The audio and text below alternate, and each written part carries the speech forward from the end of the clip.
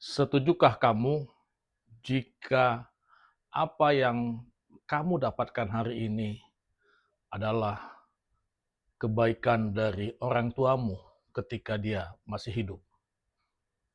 Setujukah kamu apakah yang diterima anak-anakmu, kesuksesan, kebaikan, dan etika yang dia berikan juga buah dari perbuatanmu? Sama-sama kita coba renungkan.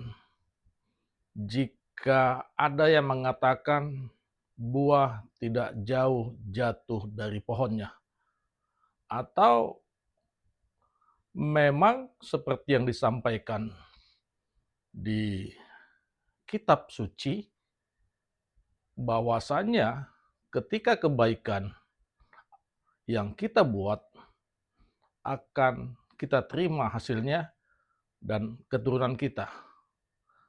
Hukum tabur tuai ternyata kita alami dalam kehidupan kita. Untuk itu, jangan pernah berhenti, jangan pernah mengingat atau mengukur kebaikanmu harus dibalas hari ini. Atau ketika kamu berbuat kebaikan, akan dibalas oleh orang yang bersangkutan. Tapi percayalah Tuhan akan berikan bantuan, Tuhan akan berikan semua yang kamu doakan melalui tangan-tangan orang menurut keinginan Tuhan. Untuk itu, teruslah berbuat baik. Apa yang diterima anak-anak kita adalah buah dari apa yang kita perbuat. Sehingga anak-anak kita juga akan melakukan yang baik dalam kehidupannya.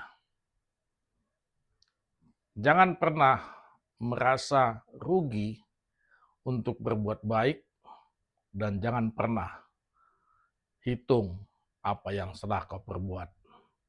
Seperti ungkapan orang pintar, segala kebaikan orang tulislah di batu, dan segala apa yang telah kau perbuat baik, tulislah di pasir di tepi pantai. Artinya, apa yang menjadi baik dari orang lain, itu harus kamu kenang dan kamu harus mengucap syukur. Tetapi apa yang kamu lakukan pada orang lain, jangan kamu hitung, karena pasti Tuhan akan memberikan upah sesuai dengan keinginan Tuhan.